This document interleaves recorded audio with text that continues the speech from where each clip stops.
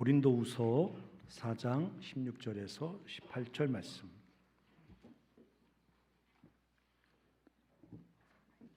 같이 길지 않으니까 한 목소리로 읽겠습니다. 4장 16절에서 18절까지 시작. 그러므로 우리가 낙심하지 아니하노니 우리의 겉사람은 낡아지나 우리의 속사람은 날로 새로워지도다. 우리가 잠시 받는 환난에 경한 것이 지극히 크고 영원한 영광에 중한 것을 우리에게 이루게 하리니 우리가 주목하는 것은 보이는 것이 아니요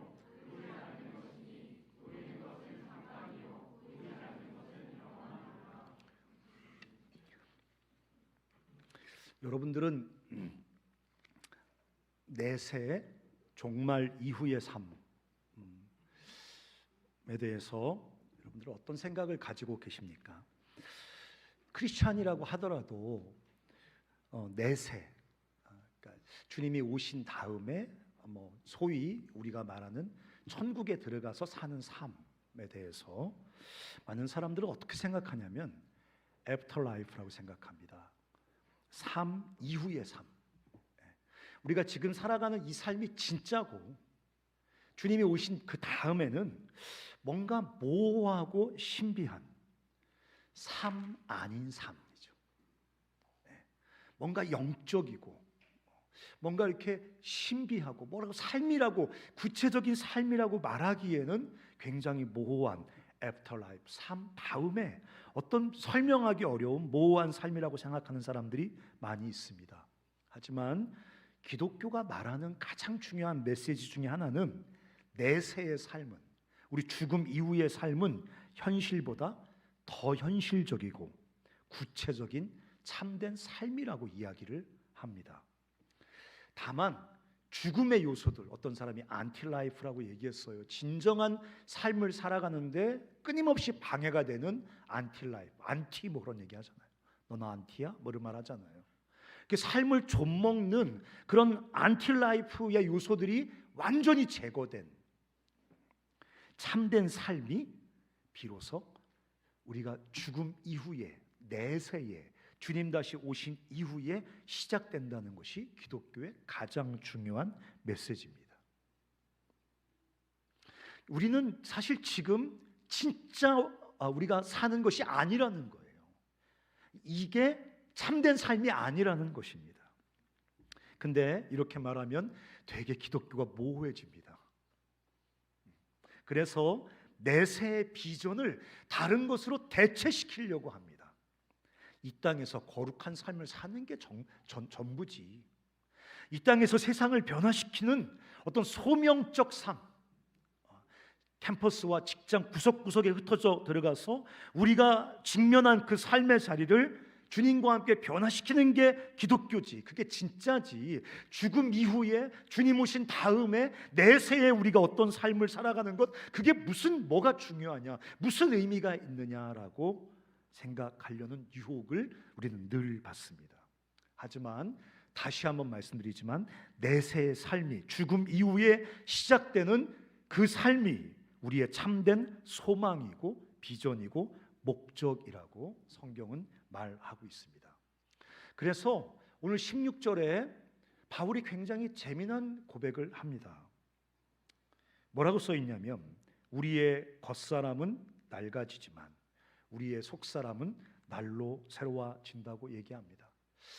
이 말을 어떤 사람들은 우리 몸은 날마다 늙어가니까 우리 몸은 여기 후패란 말이 안 써 있지만 제가 보던 성경에는 낡아진다는 말이 안 써 있고 후패란 말을 썼기 때문에 제가 입에 후패란 말이 배서 자꾸 후패란 말을 쓰는데 후패란 말은 낡아진다는 뜻으로 여러분 이해하시면 됩니다. 우리 몸은 날마다 늙어지지만 우리의 정신은, 우리의 영혼은 날마다 새로워진다. 이렇게 생각하는 분도 계시지만 전혀 그런 뜻이 아닙니다. 이 땅을 사는 우리의 겉사람,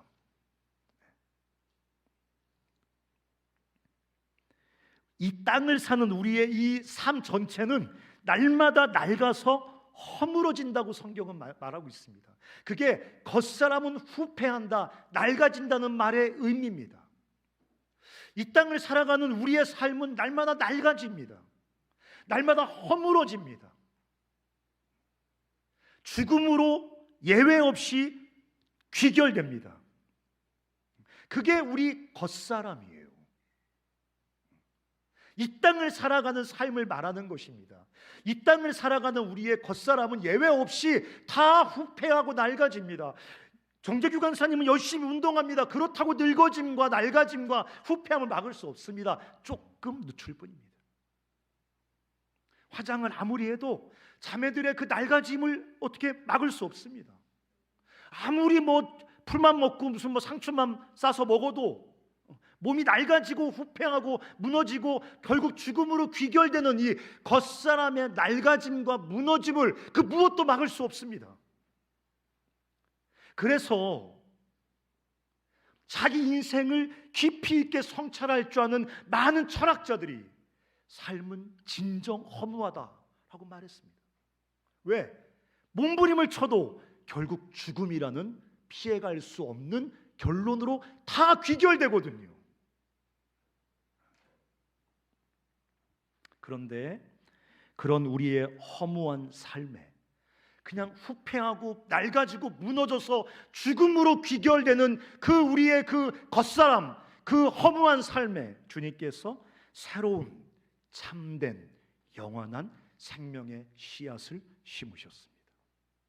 그게 기독교예요. 그런 낡아지는 후패하는 죽음을 향해 굴러떨어지고 있는 우리의 삶에 하나님의 생명이라는, 영생이라고 불리우기도 하는 그 하나님의 생명의 씨앗을 심어 주셨습니다. 그래서 우리 삶에 심겨진 그 생명의 씨앗이 우리 안에서 점점 자라가고 주님이 오실 때 결국 완성된다. 우리 안에 씨앗처럼 뿌려져서 점점 자라서 주님이 오실 때 결국 완성되어지는 이 새로운 생명의 삶, 이게 속사람입니다. 그래서 우리도 예외 없이 예수를 믿는 사람이지만 우리도 예외 없이, 여러분도 지금 나이가 젊으니까 웬 죽은 타령입니까 말씀하실지 모르겠지만 올 때는 순서가 있어도 갈 때는 순서가 없습니다. 갈 때 자전거 타고 가다가 이렇게 될 수도 있습니다.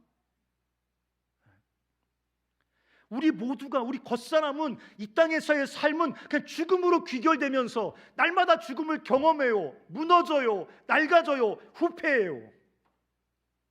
몸만 그런 게 아니에요. 이 땅에서 끊임없이 우리는 우리 인격적인 불완전함 때문에 고통당합니다.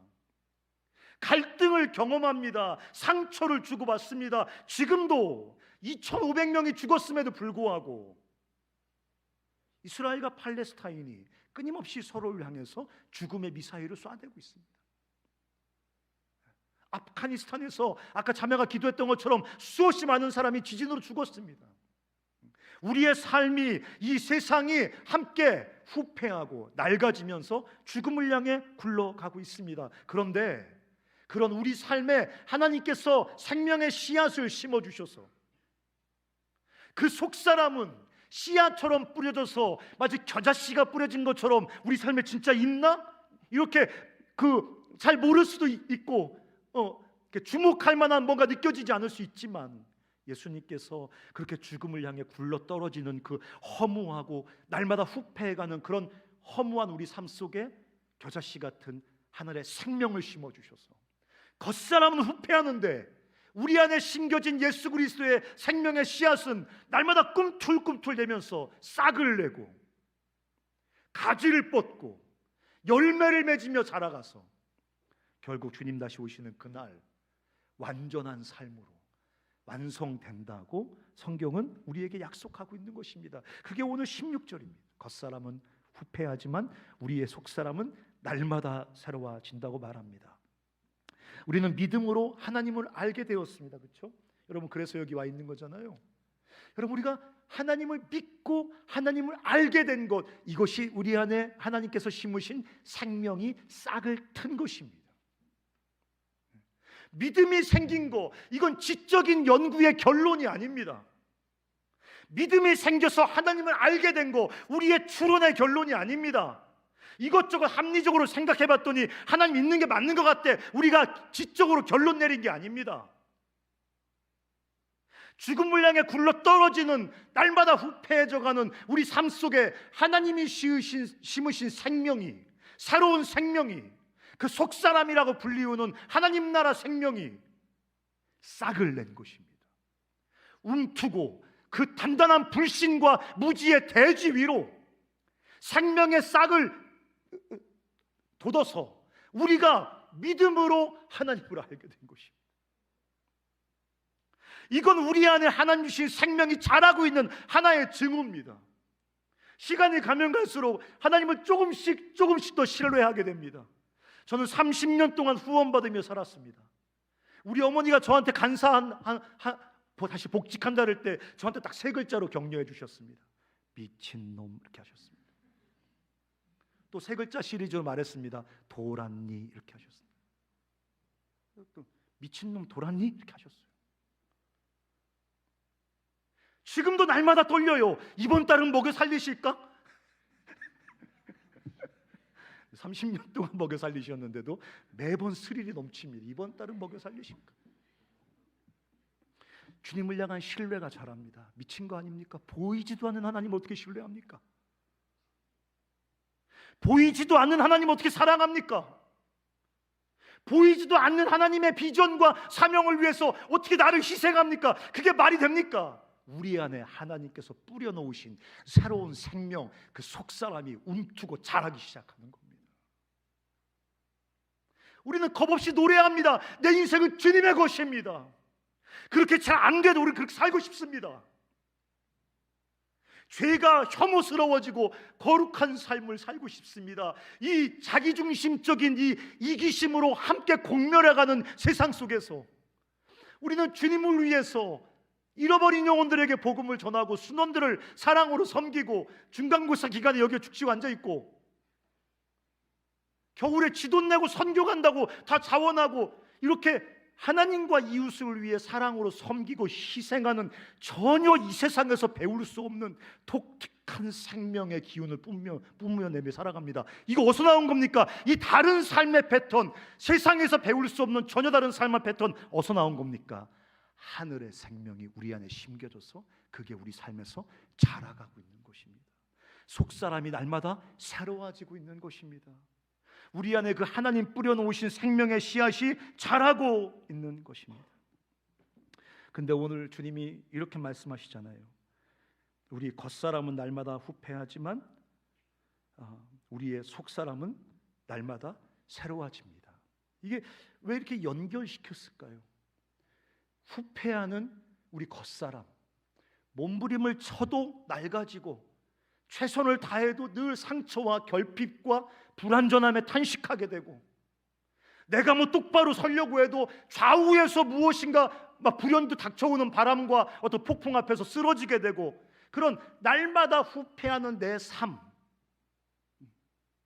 이건 정해진 운명이란 말이죠. 이건 거스릴 수 없는 우리 삶의 정체란 말이죠. 근데 중요한 것은 우리 속사람을 새롭게 하시는 하나님의 구원이 날마다 후패해져가는 우리의 삶에서 진행된다는 거예요. 그걸 연결시키는 거예요. 이 더럽고 지저분한 불완전한 삶의 자리를 떠나서 온전히 깨끗하고 완전하고 뭐 거리낌 아무것도 없는 뭔가 거룩한 진공 상태에서 내 안에 하나님의 생명이 자라는 게 아니라 날마다 후패해져가고 무너져가고 흔들리고 쓰러지며 불완전하고 불편하고 때로는 혐오감까지 느끼는 무너져가는 낡아져가는 내 삶의 여정 속에서 하나님께서 내 인생 속에 당신의 생명을 완성시켜가는 하나님의 구원의 여정이 진행되어져 간다는 것입니다. 그래서 불완전한 삶의 가치와 신비가 여기 있는 것입니다. 그래서 저는 삽니다. 삶이 냄새가 나고 혐오감이 들고 시시하고 지루하고 마음대로 되지 않고 끊임없이 무너져 내리고 막 그럴 때도 포기하지 않고 살아갑니다. 뭐 이렇게 내 맘대로 되는 게 아무것도 없냐 이럴 때도 살아갑니다. 진절머리가 날 만큼 내 삶이 끊임없이 실패의 밑바닥으로 쑤셔박힐 때도 멈추지 않고 포기하지 않고 살아갑니다. 왜? 날마다 낡아지고 후패하는 내 삶의 여정이 내 안에 하나님의 생명을 완성시켜 가시는 하나님의 구원의 여정이기 때문에 그렇습니다. 이게 우리 삶의 신비입니다. 여러분의 삶이 시시해도 그래서 여러분의 삶은 가치 있는 겁니다. 여러분의 가족이 진절머리 나고 지옥 같고 이놈의 집구석만 없으면 내 인생이 훨씬 더 업그레이드 됐을 텐데라고 말하고 싶어도 그 집구석에 여러분을 자라게 하시는 하나님의 신비가 있는 겁니다. 날마다 직면하는 질병 때문에 고통스럽고 날마다 경험하는 그 재정적인 결핍 때문에 삶이 너무 진절머리가 나도 그 삶을 계속 살아야 되는 것은 그 무너지고 낡아지고 후패하는 삶 속에 우리 안에 구원을 완성하시는 하나님의 구원의 여정이 작동하기 때문입니다. 이 믿음이 있어야 우리는 후패해가는 삶 속에서 낙심하지 않을 수 있습니다. 우리의 삶은, 이 세상은 점점 더 후패해갑니다.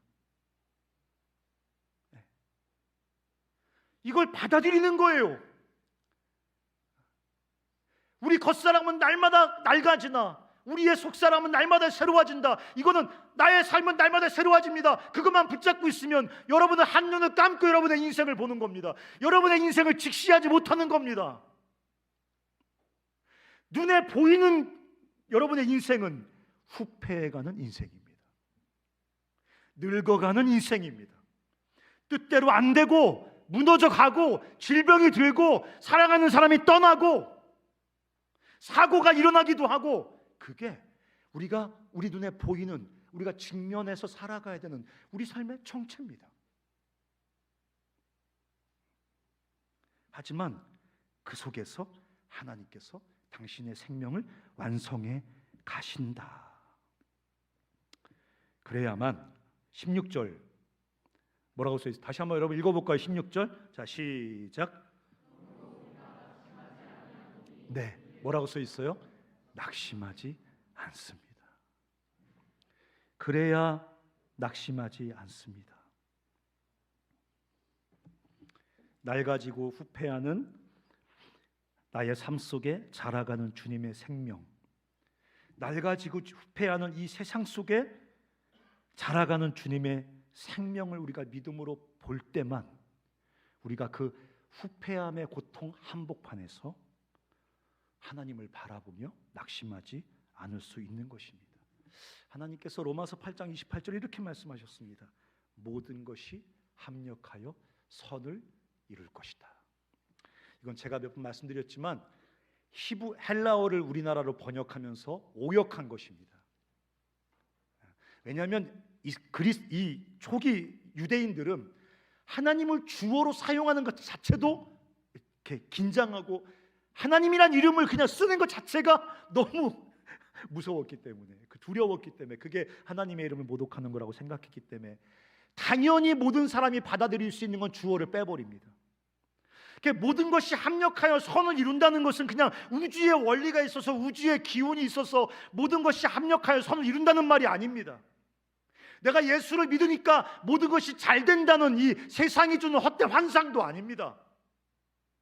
이 말은 무슨 말입니까? 우리 삶에 발생하는 모든 것들, 후패함, 낡아짐의 모든 증상들을 다 주님이 재료로 사용하셔서 우리 삶 속에 우리를 영광스럽게 하는 하나님의 구원의 목적을 이루시는 데 실패하지 않을 것이라는 주님의 선언인 것입니다. 네, 우리는 실패할 겁니다. 하지만 주님은 그 실패를 가지고 승리하실 것입니다. 우리는 가난해지기도 할 것입니다.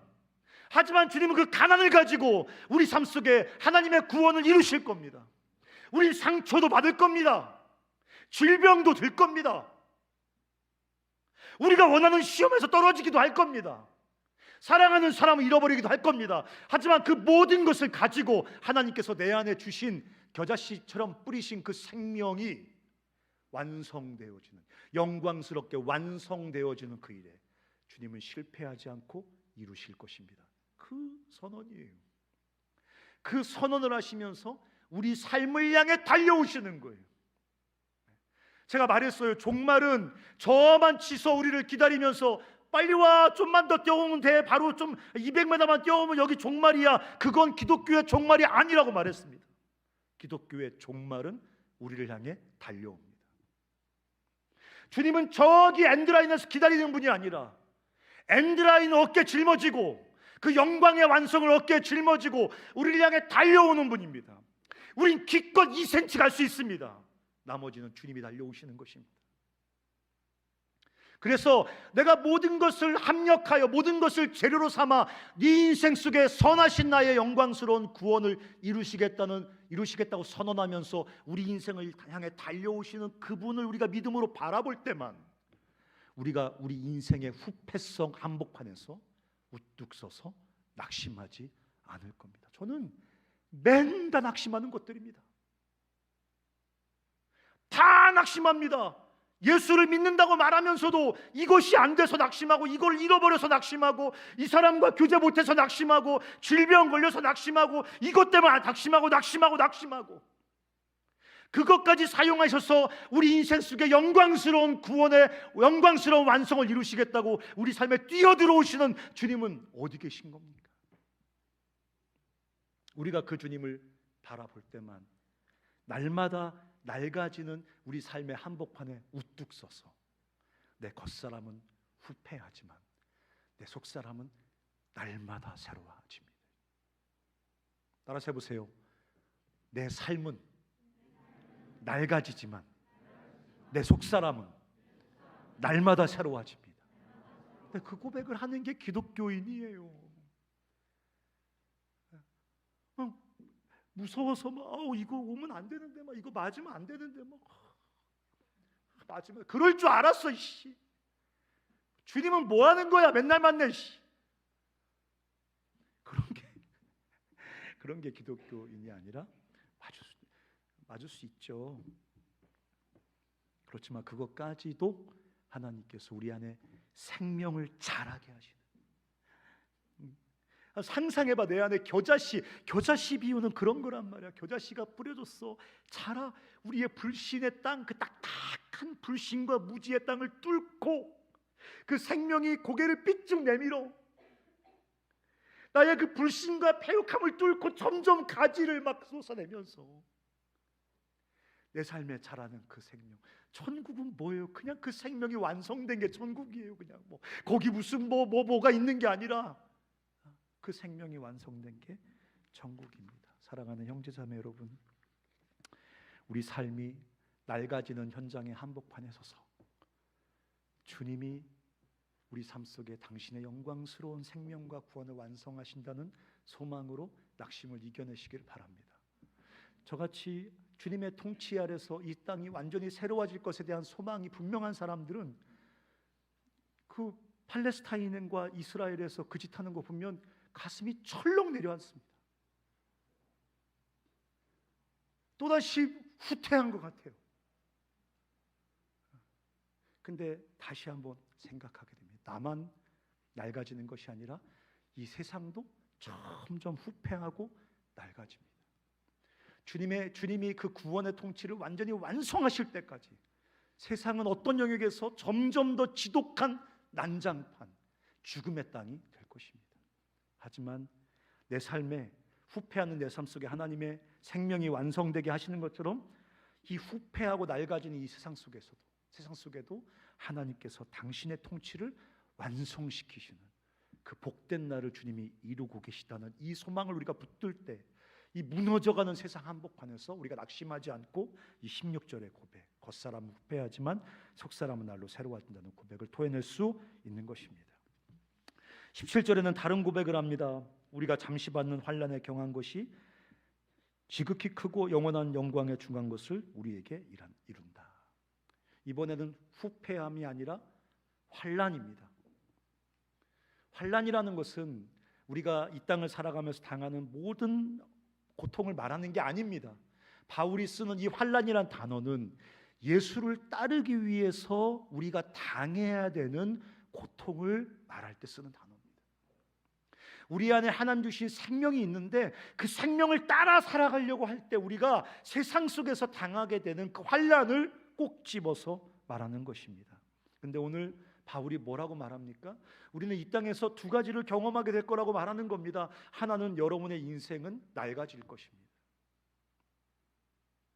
또 하나 여러분의 인생은 여러분이 정말 주를 따르려고 하고 여러분 안에 주신 하나님의 생명을 따라 살아가려고 하면 여러분은 반드시 환난을 경험하게 될 것입니다. 바울은 지금 환난은 유익한 것이니까 환난을 당하라고 말하고 있는 게 아닙니다. 우리는 금욕주의자가 아니거든요. 그리스도를 따르려고 하면 우리는 반드시 환난을 직면하게 될 거라고 말합니다. 한번 읽어볼까요? 마태복음 16장 24절부터 한번 세 절 우리가 다 읽어보겠습니다. 마태복음 16장 24절부터 한번 읽어볼까요? 자, 시작.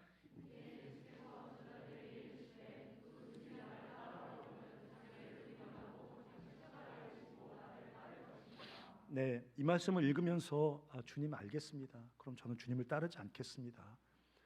이렇게 생각하는 게 불가능합니다. 왜냐하면 나를 따르려거든 자기를 부인하고 자기 십자가를 지라는 이 말은 뭐냐면 나를 따라오라 이 말은 뭐냐면 그냥 종교적으로 예수라는 종교 지도자를 따른다는 말을 하고 있는 게 아니라 참된 생명의 삶을 살려면 그 뜻과 똑같은 말입니다. 왜? 내가 곧 길이요 진리요 생명이기 때문에 다른 여지를 주지 않았고 주님은 나만 곧 길이요 나만 곧 진리요 나만 곧 생명이라고 주님은 말씀하셨기 때문에 주를 따르는 거기에만 생명, 행복, 우리가 그렇게 갈망하는 내 삶의 그것이 거기에 있기 때문에 바꿔 말하면 뭡니까? 그 생명을 얻기 위해 주를 따르는 그 길에는 십자가를 지는 고통이 반드시 수반된다고. 기독교는요 많은 지식과 어떤 고도의 영적인 스킬 이런 게 필요한 게 아니라 주님을 따르기 위해서 오늘 내가 직면하는 이 둔탁한 고난을 직면할 수 있겠냐 이 질문 앞에 서는 겁니다. 이것도 알아야 되고 저것도 알아야 되고 뭐 교회 가니까 이 훈련 받고 CC에서 이 훈련 받고 하지만 정작 우리에게 주어지는 가장 본질적인 질문 중에 하나는 그래 네가 아는 그 단순한 그 삶을 위해서 고난당할 수 있겠냐? 불편해질 수 있겠냐? 손해볼 수 있겠냐? 희생당할 수 있겠냐? 좀 피곤해질 수 있겠냐? 이 질문 앞에 서야 된다는 것입니다. 예수께서 제자들에게 이르시되 누구든지 나를 따라오려거든 나와 함께 생명의 길로 가려면은 반드시 자기를 부인하고 자기 십자가를 져야 된다고 주님 말씀하시는 거예요. 제가 가장 고통스럽게 저에게 발견하게 된 저의 결핍은 고통당하는 것을 너무 싫어한다는 거예요. 대가를 지불해야 될 때 대가를 지불하려고 하지 않는다는 겁니다. 그게 저로 하여금 영적인 삶에서 실패하게 만드는 가장 본질적인 문제라는 거예요. 그 뒤에도 한번 읽어볼까요? 사랑하는 자들아 시작.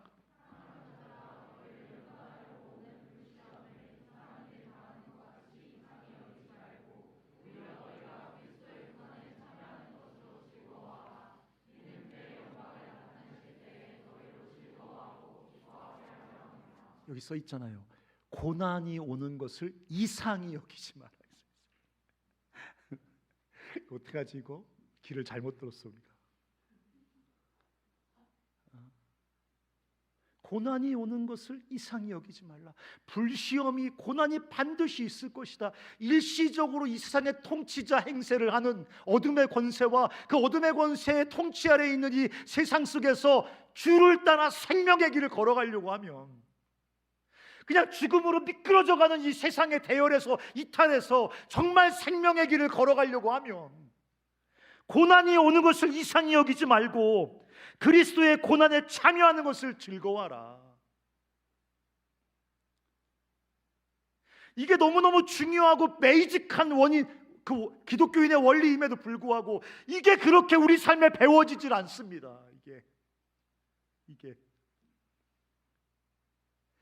이거를 우리가 붙잡지 않으면 한 발자국도 앞으로 나갈 수 없음에도 불구하고 이게 그렇게 우리에게 습득되지 않습니다. 그래서 그 다음 구절도 한번 읽어보실래요? 마지막 구절 디모데후서 시작. 네, 여기 더 이상한 말이잖아요. 그리스도의 좋은 병사는 고난을 받습니다. 무슨 말입니까? 고난을 받을 수 있어야 그리스도의 좋은 군사가 될 수 있습니다. 그리스도를 따를 수 있습니다. 그리스도가 가는 길을 따라갈 수 있습니다. 소리 지른다고 갈 수 있는 게 아닙니다. 결국 가려고 하면, 그 생명의 길 앞에 서면 열쇠는 하나입니다. 고난을 당할 수 있겠냐 이거예요.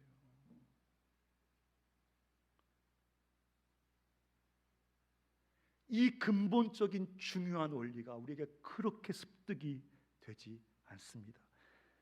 연습하시기 바랍니다. 그런데 주님은 그냥 무턱대고 고난을 받으라는 게 아니에요. 그 고난이 영광을 끌고 온다는 거예요. 영광이 뭡니까?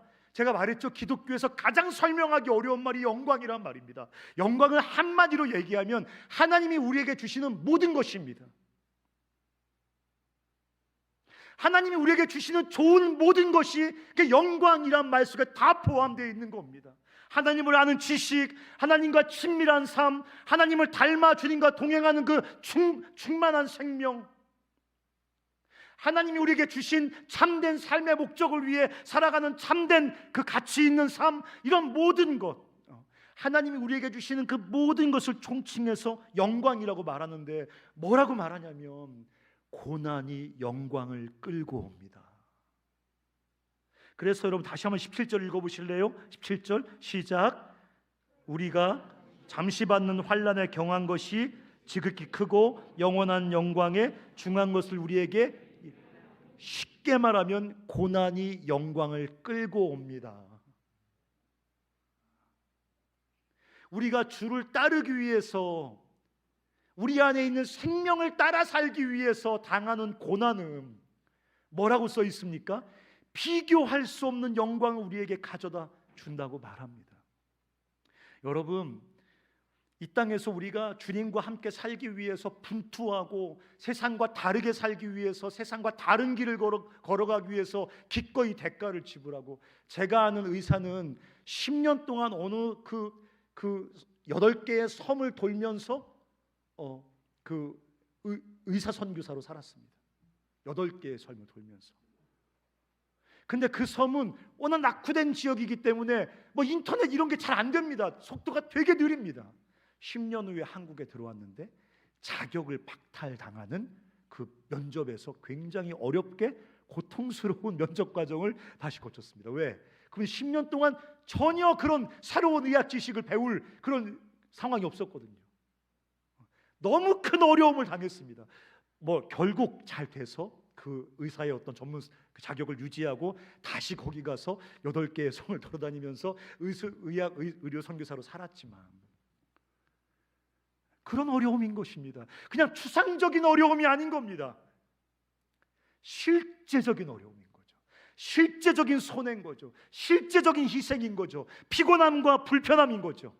근데 이런 고난이 우리가 주님의 나라에 갔을 때, 이게 우리가 받는 영광에 비해서 얼마나 하찮고 얼마나 가볍고, 우리가 경험하는 영광에 비해서 우리가 당했던 고난이 얼마나 시시하고 초라한 것인지를 네가 경험하게 될 거란 얘기를 하는 거예요. 근데 중요한 것은 우리가 나중에 주님의 나라에 가서 그 고난으로 인해서 당하게 될 그 영광이 오늘 우리가 이 땅을 살아가는 우리의 삶 속에서도 경험이 된다고 성경은 말하고 있는 것입니다.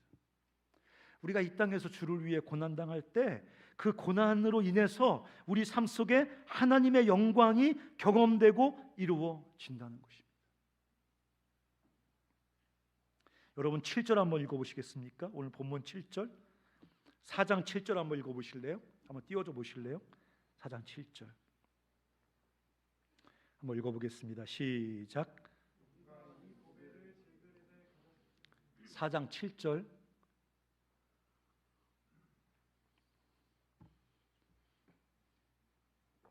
제가 읽어드리겠습니다. 우리가 이 보배를 질그릇에 가졌으니 이는 심히 큰 능력은 하나님께 있고 우리에게 있지 아니함을 알게 하려 함이라. 우리가 이 보배를 질그릇에 가졌다.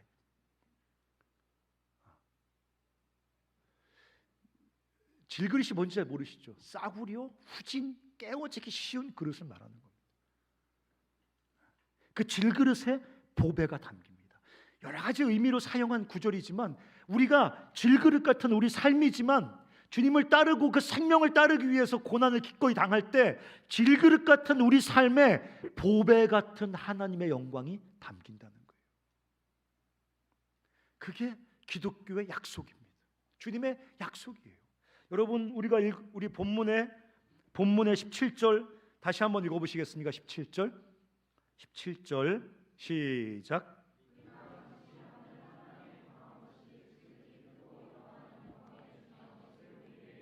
여기 보면 바울이 강조하는 건 뭐냐면 고난이 영광을 끌고 온다는 것만 아니라 뭐를 강조하고 있습니까? 잠시 받는 환난에 경한 것. 경한 것이 뭡니까? 가벼운 것, 아무것도 아닌 것.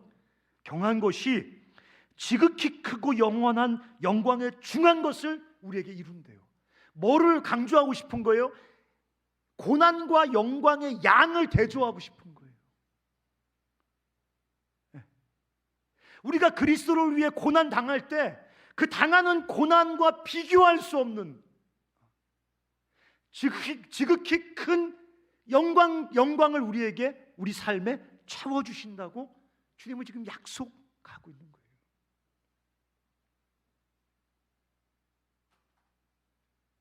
물론 어떤 사람도 고난을 당하면서 이 고난이 잠시 받는 고난이야 이렇게 생각하는 사람은 불가능합니다. 왜? 고난받는 사람은 고난의 한복판에서 그 고난이 영원하다고 생각합니다.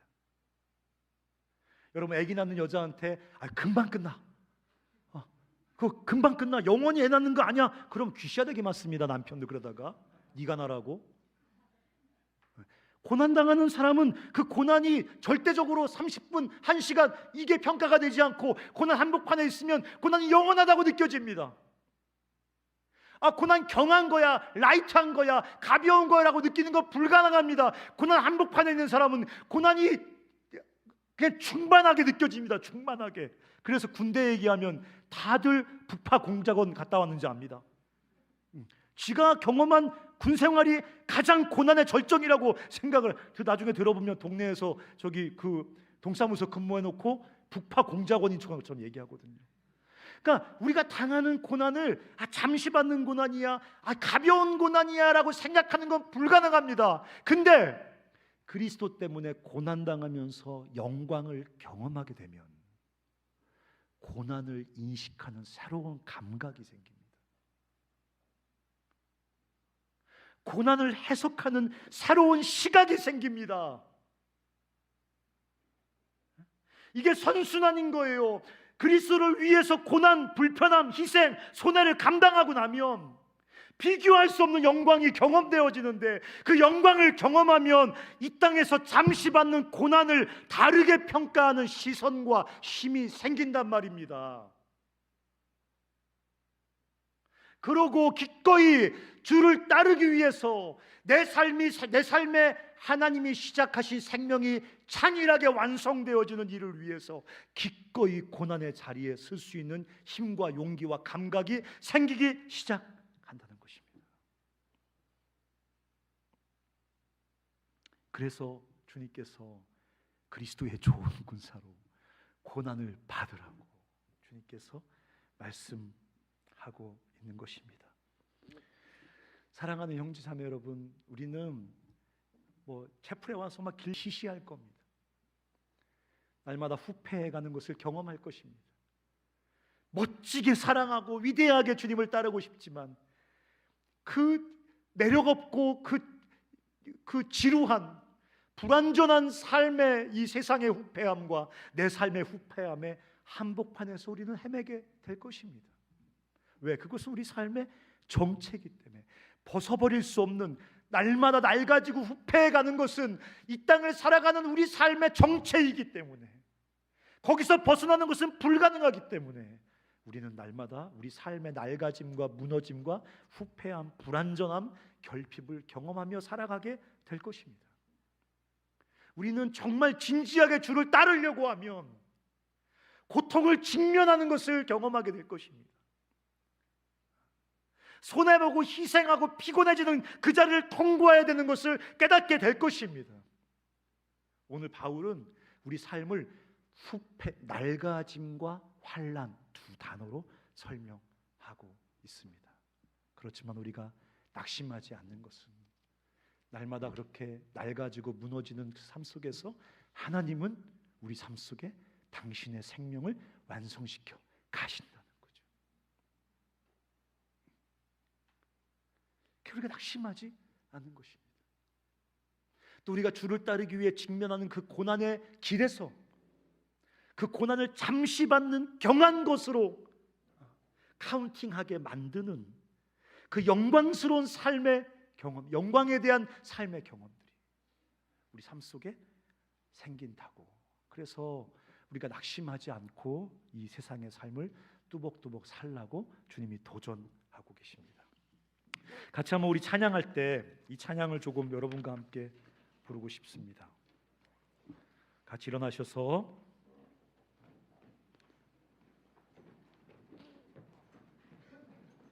이 찬양을 제가 아냐고 물어보니까 너무 잘한다고 대답을 해주셔서 감사했습니다.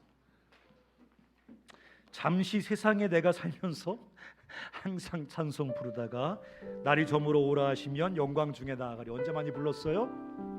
교회 권사님 돌아가시면 가서 불렀습니다. 우리 할아버지 돌아가셨을 때 목사님이 오셔서 불렀습니다. 기억나는 거 한나 어머니 아버지 돌아가셨을 때도 우리 가서 이 찬양 불렀던 기억이 납니다. 하지만 이것은 우리가 장례식 가서 부르라고 우리에게 주신 찬양이 아니라 우리가 날마다 어디를 향해 걸어가고 있는지를 날마다 확인하라고 주님께서 우리에게 주신 찬양이라고 생각합니다. 우리는 주님이 다시 오셨을 때 그 생명이 완성되어지는 그 종말의 영광스러운 그 자리를 향해서 나아가고 있는 사람들입니다. 기꺼이 이 땅에서 후패함에 낙심하지 않고 환난을 직면하면서 결국 완성하실 주님의 영광과 생명을 향해 걸어가는 우리가 되었으면 좋겠습니다.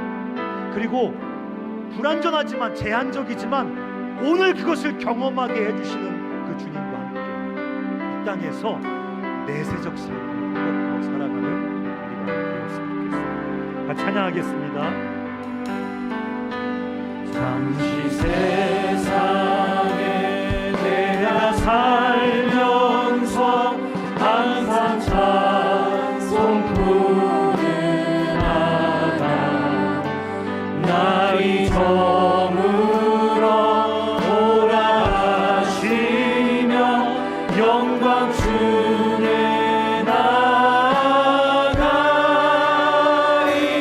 열린 천국문 내가 들어가 세상 짐을 내려놓고 빛난 면류관 받아 쓰고서 주와 함께 길이 살리. 불골짜기 얻으면서 나의 갈 길 나간 후에 주의 품 안에 내가 안기어 영원토록 살리로라. 열린 천국문 내가 들어가 세상 짐을 내려놓고 빛난 면류관 받아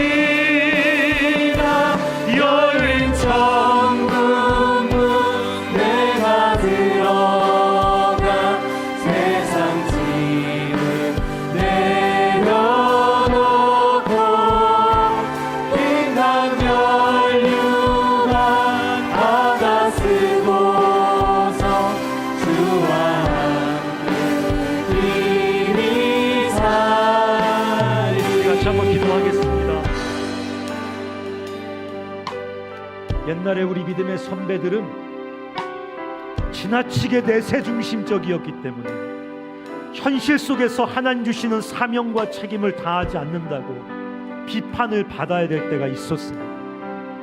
그냥 모여서 천국을 노래하고 천국을 소망하면서 오늘 우리가 직면하는 고통과 아픔을 견뎌내자는 게 교회에서 하던 주 메시지일 때가 있었습니다. 우리 시대는 우리 삶의 참된 목적이자 비전이자 소망인 그 종말에 대한 비전을 잃어버렸습니다. 우리에게 약속하신 생명과 영광이 비로소 완성될 그 내세의 삶에 대한 소망을 잃어버렸습니다.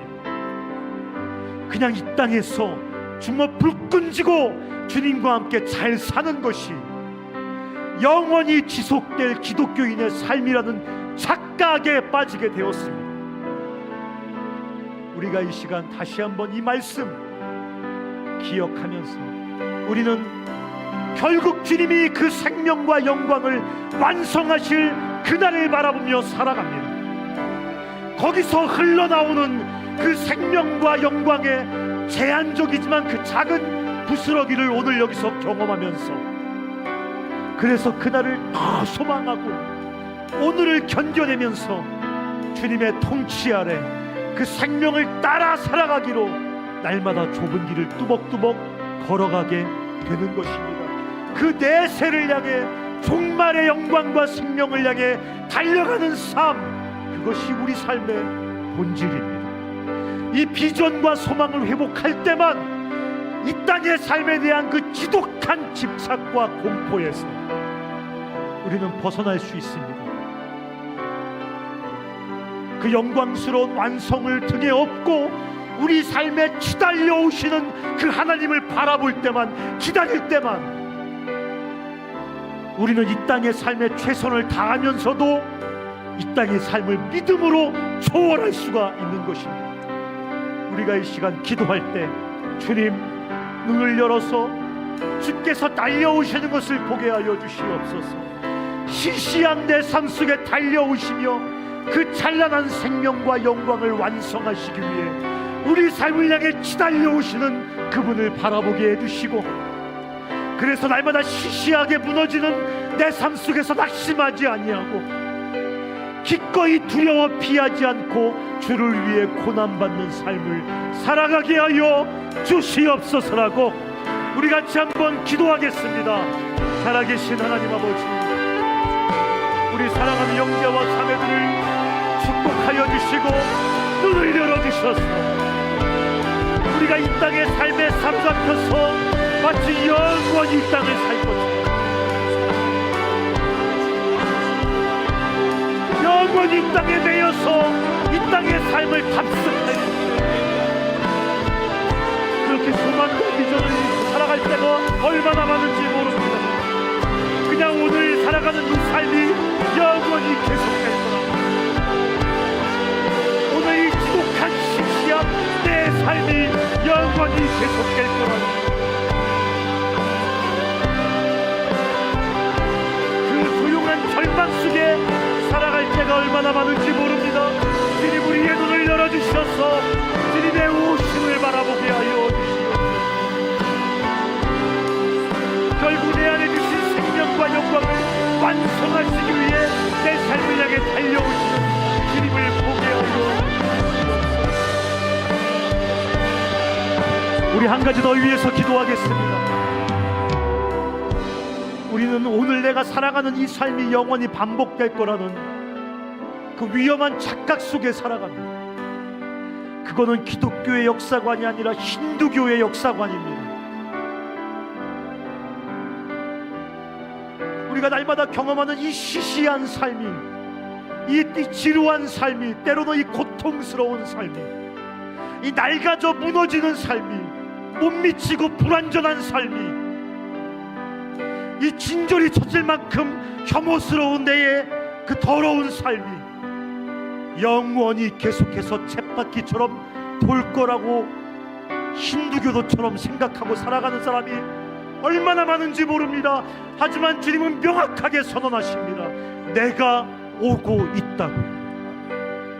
하나님이 우리 삶을 향해, 이 땅을 향해 당신의 영광과 생명을 가지고 달려오고 계신다고 주님은 말씀하고 계십니다. 그래서 낙심하지 않고 살아야 되는 것입니다. 낙심하지 않고 시시해 보이지만 오늘도 살아야 되는 것입니다. 고난의 한복판에서 진저리가 터지지만, 질병의 한복판에서 더 이상 살고 싶지 않지만 주님의 영광이, 주님의 생명이 나를 향해 치달려오고 있기 때문에 우리도 그분을 향해서 살아나가야 되는 것입니다. 고난도 당해야 되는 것입니다. 대가도 지불해야 되는 것입니다. 희생도 하고 불편함도 감수하며 그 길을 달려가야 되는 것입니다. 그리고 그렇게 달려가다 우리는 그 길 어디서쯤 주님을 만나게 될 것입니다. 우리가 한 번 더 같이 기도할 때, 주님 달려가겠습니다. 고난당하며 달려가겠습니다. 희생하며 달려가겠습니다. 불편하고 시시해도 삶을 멈추지 않고 포기하지 않고 절망하지 않고 달려가겠습니다. 고난 중에도 살아가겠습니다라고 같이 한번 기도하겠습니다. 살아계신 하나님 아버지, 계속 살아가겠습니다. 시시하고 맘에 들지 않고 내려가는 것 같고 무너지는 것 같고 늙어버리는 것 같고,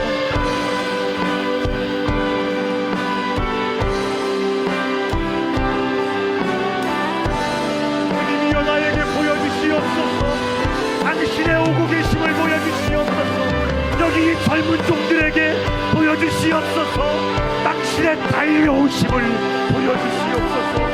오고 계시는 주님, 뚜벅뚜벅 우리를 향해 오고 계신 주님을 우리가 포기하여 주시옵소서. 소망 중에 보고해 마라나타 아멘 주 예수여 오시옵소서라고 살게 하여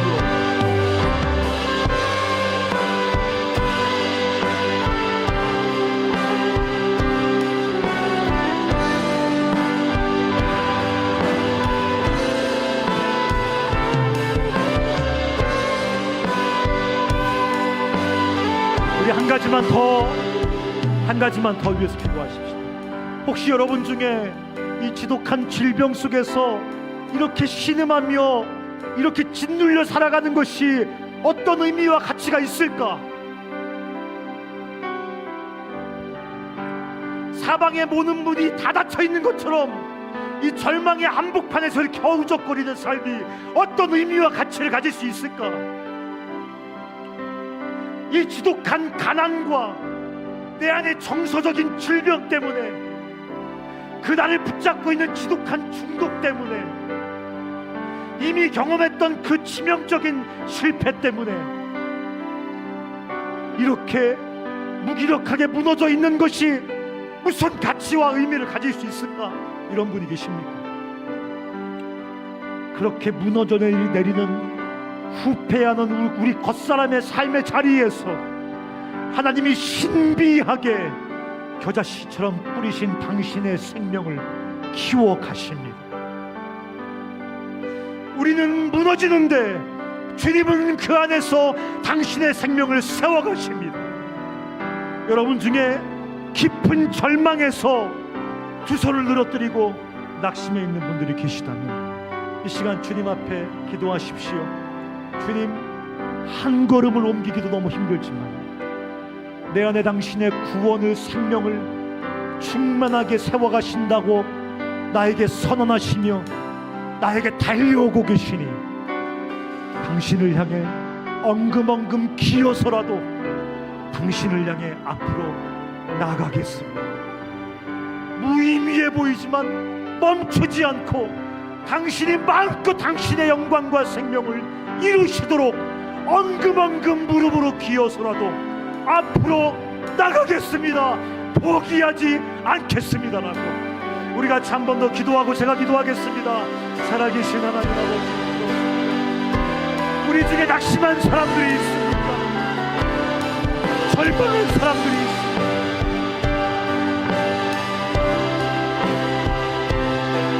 삶을 포기한 사람들이 있습니까?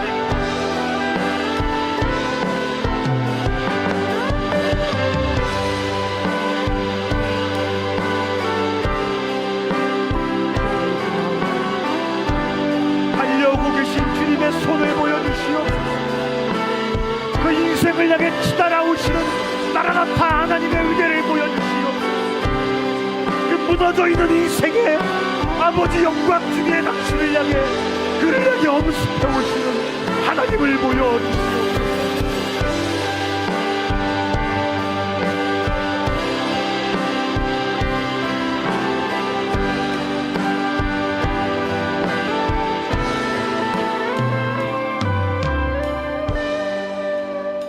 마라나타 아멘 주 예수여 오시옵소서라고 기도하던 초대교회 성도들처럼 그렇게 우리도 기도하겠습니다. 주님,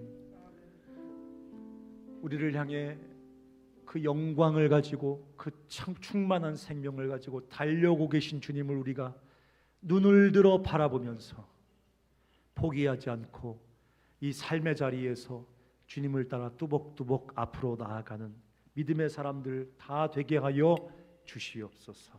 예수님의 이름으로 기도합니다.